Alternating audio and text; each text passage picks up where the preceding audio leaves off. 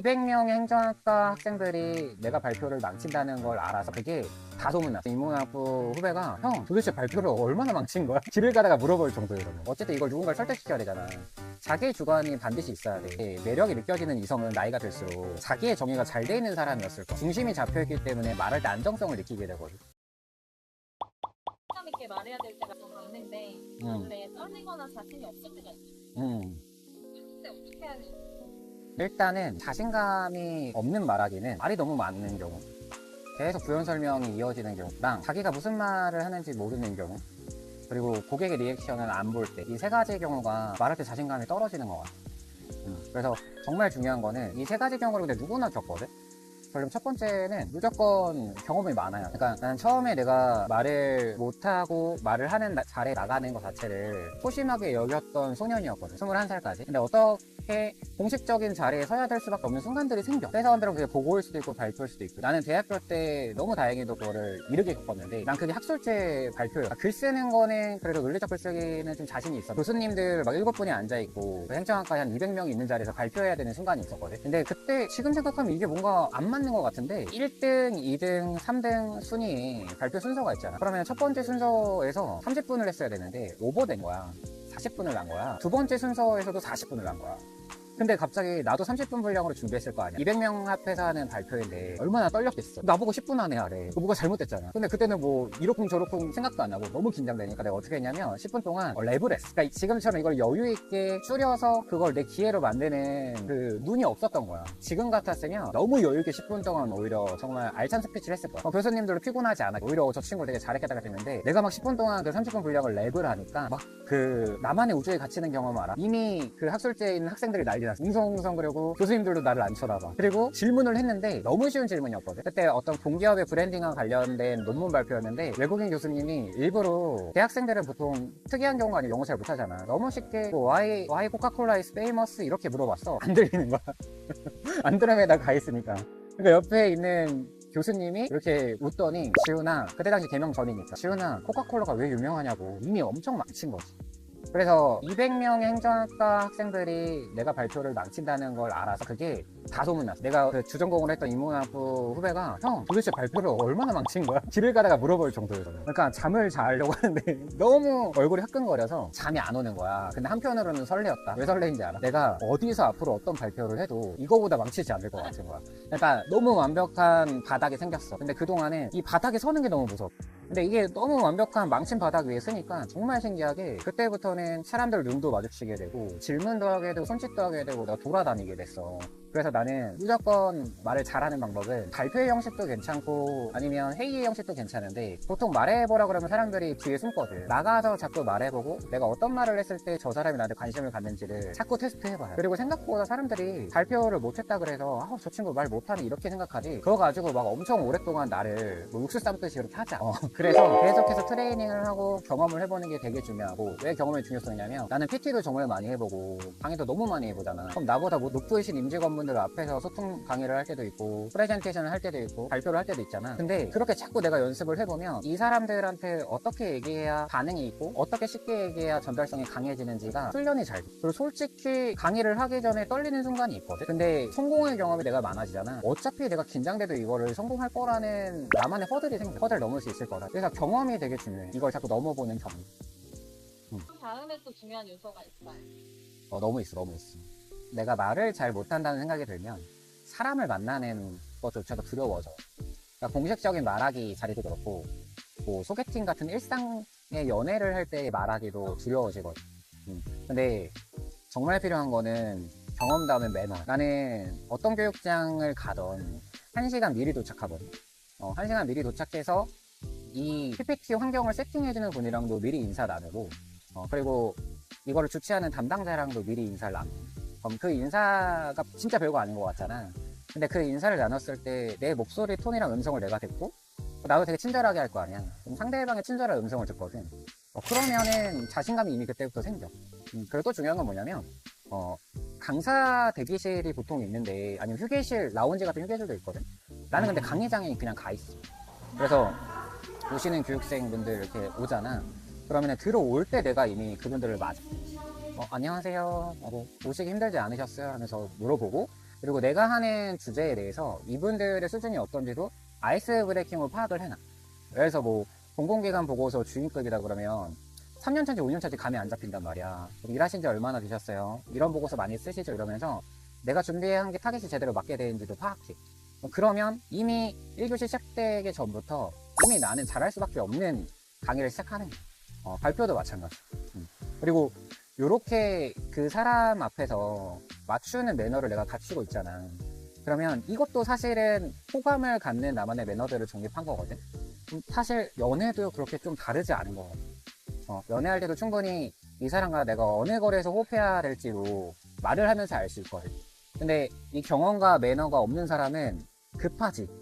나를 빨리 드러내야 되니까 연애가 됐든 공식적인 자리가 됐든 이제 시조하듯이 얘기하게 돼. 뭐 어디 사세요? 기분 안 좋잖아. 그렇게 하면 안 되는 거야. 어디서 이렇게 하면 안 되고 그냥 자연스럽게 여기까지 오는데 너무 힘드시지 않으셨어요? 더운데 얼마나 걸리셨어요? 댁에서 하면 자연스럽게 가늠하게 되거든. 그러면 그 거리가 나랑 그렇게까지 멀지 않는다 그러면 저는 여기서 하는데 저도 좀 땀이 나더라고 하면 그 사람도 자연스럽게 얘기할 수 있게 돼. 이게 경험과 매너가 그래서 중요해. 예를 들어 강의 말고 미팅을 하는 자리에서도 이 매너가 중요한. 너무 중요하지. 미팅하는 자리는 일단 스몰 토크야. 봐봐. 뭐 우리가 제안서를 들고 미팅을 하는 자리잖아. 앉자마자 명함 건네잖아. 명함 건네고 나서 내가 바로 교육 얘기하면은 이 담당자도 이것 때문에 이미 교육 계획을 잡아서 스트레스 받잖아. 별로 좋진 않아. 그래서 명함을 건네는 순간에 명함을 빨리 스캔해줘야 돼. 빨리 스캔해주고, 책임님이시네요. 그래서, 되게 좀 오래 일하셨나봐요. 그러니까 한 직무에서 오래 일하기 쉽지 않은데 대단하신 것 같아요. 칭찬도 해보는. 그러니까 칭찬도 연습이다. 근데 칭찬이 연습이 안 돼 있으면 내가 얘기하는 게 되게 가식적으로 느껴지잖아. 나도 그럴 때가 있었거든. 내 인스타 아이디가 진심나잖아. 그러니까 잘 못해야 하던 시절도 있었어. 근데 지금은 그 명함 보고 명함에서 이분을 칭찬할 거리가 없는지를 나는 먼저 살펴서 그리고 칭찬할 거리가 이 직무랑 직급에서 도출해낼 수가 없다 싶으면 이 명함에 적혀있는 주소가 나와 있잖아. 이 장소가 우리가 지금 동일한 장소잖아. 그러면 여기까지 아침에 오시려면은 출퇴근길이 지옥철일 텐데 뭐 보통 어떻게 오세요? 이러면서 가볍게 뇌를 깨우는. 그러니까 상대방을 뇌를 기본적으로 편하게 깨워주잖아. 그러면 공식적인 교육과 관련된 얘기들이 되게 말랑말랑하게 들어가. 근데 이런 스몰 토크를 잘 못하고 긴장 상태에서 놓여있잖아. 그러면은 공식적인 얘기들을 투입을 시킬 때 상대방이 되게 긴장해서 막. 그러면은 내가 정말 좋은 제안서를 써놓고도 상대방이 각 잡고 보기 때문에 안 들릴 수 있거든. 되게 빨리 끝낼 수 있는 여지가 있고. 그래서 미팅이 즐거우면 5분짜리 미팅이 30분까지 가는 경우는 결국 스몰 토크랑 공식적인 얘기를 얼마나 유연하게 잘하냐. 근데 긴장된 상태에서는 이제 5분을 넘기기가 힘든 게 서로 불편하거든.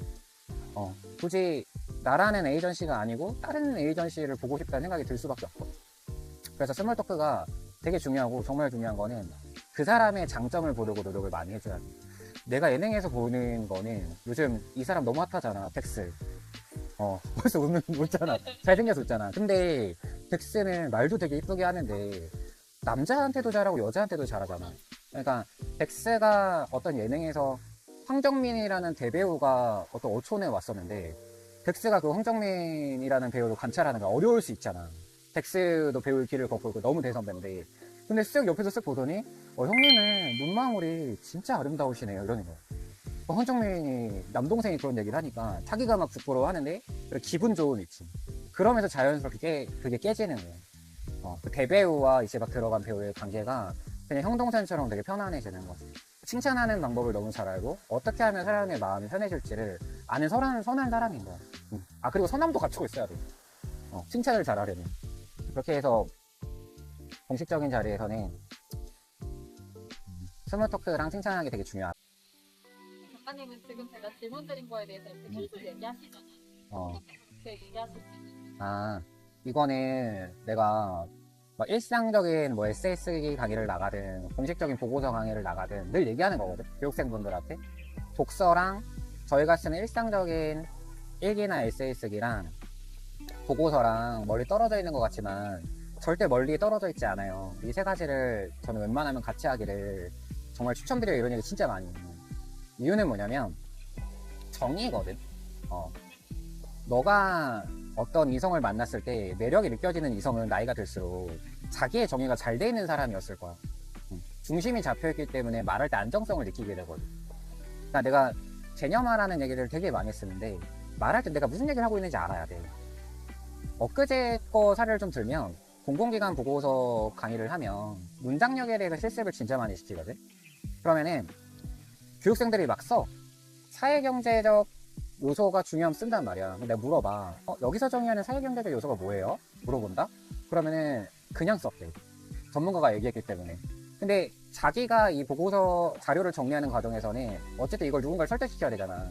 자기의 주관이 반드시 있어야 돼.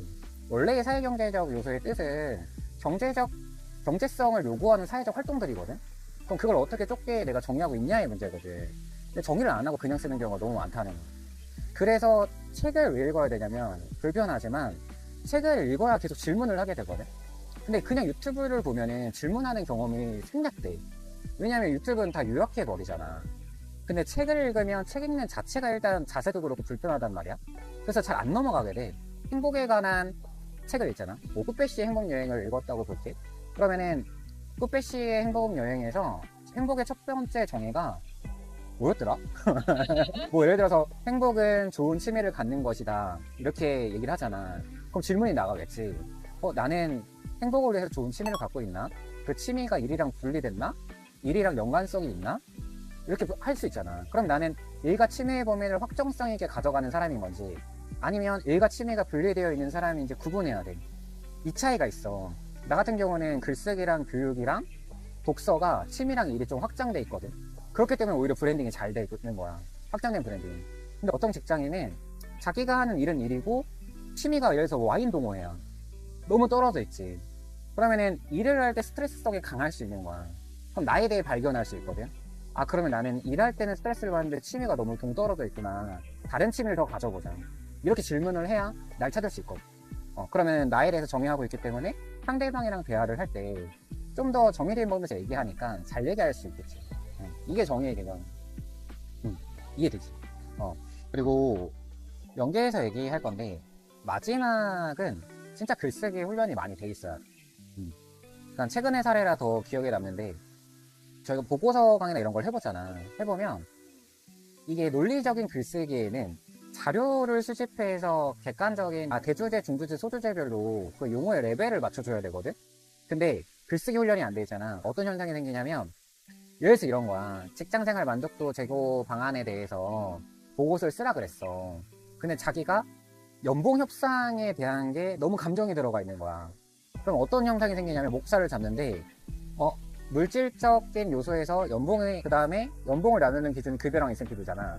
근데 연봉의 하위 요소로 연봉 협상이 붙어. 근데 연봉이 이미 포괄돼 있는 거거든. 그래서 내가 연봉 협상은 왜 여기 하위 요소에 또 붙었냐 물어보면 자기의 고민인 거야. 그러니까 자기의 고민과 객관적인 용어의 구분이 안 돼 있어. 그래서 글쓰기를 말하는 사람 중에 일기 쓰기를 말하는 사람이 많잖아. 근데 일기 쓰기를 할 때 어떤 식으로 말하냐면 보통 우리가 그냥 객관적인 현실들을 나열하잖아.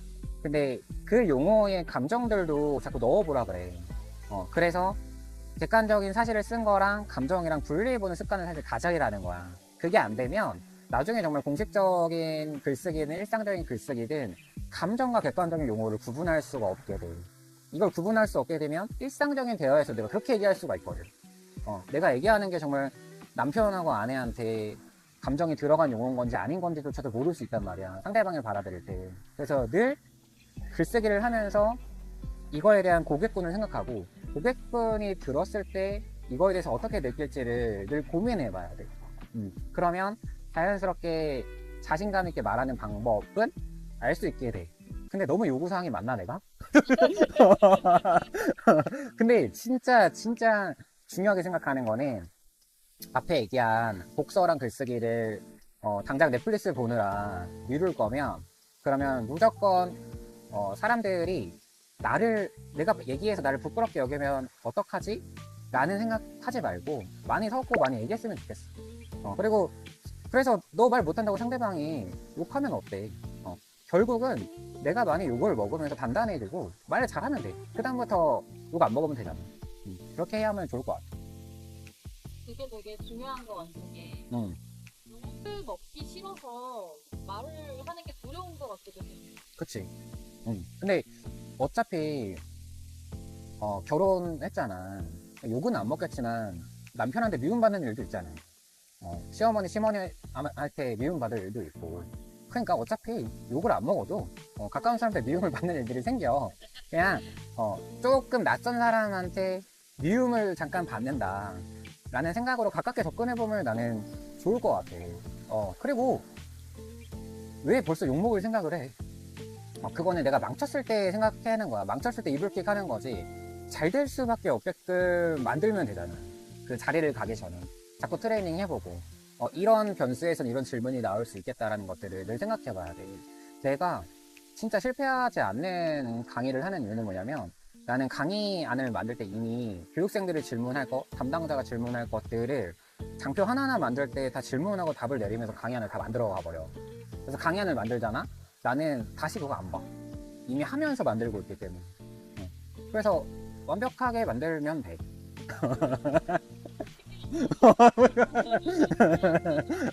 그러니까 연습이 되게 중요하다는 거지. 그리고 진짜 질문 많이 해봐야 돼. 내가 알아. 진짜 신기한 게 뭐냐면 무조건 나는 교육생분들이랑 이런 글쓰기 강의를 공식적이거든 뭐 SS기나 해보잖아. 읽어보라 그래 자기가. 그래서 다른 사람한테 물어봐. 걸리는 거 있나요? 근데 발표한 당사자는 걸리는 거 있나면 이때 자기가 말하면서 걸려. 그러면은 순서를 이쪽으로 바꾸는 게 더 낫다는 거 느끼셨죠? 자기가 알아. 근데 대부분의 사람들은 어떻게 하냐면 자기가 말하는 거 다시 안 들어보고 자기가 글 쓴 거 다시 안 보거든. 그러니까 더 자신이 없는 거야. 어떻게 들릴지 생각을 안 했잖아. 근데 이게 습관이 돼 있으면 내가 얘기하는 게 어떻게 들릴까? 내가 쓰는 단어가 어떻게 들릴까?를 고려해보면, 자꾸 고려해보면 나중에는 정말 편하게 얘기하는데 청중이랑 고객을 생각한 말하기가 되는 거지. 그리고 어디 가서 정말 왜 이렇게 말씀을 잘하세요? 어떻게 그렇게 바로 말을 하세요? 이런 소리는 자연스럽게 따라오게 돼 있어. 늘 훈련이 돼 있으니까. 그렇게 하면 돼.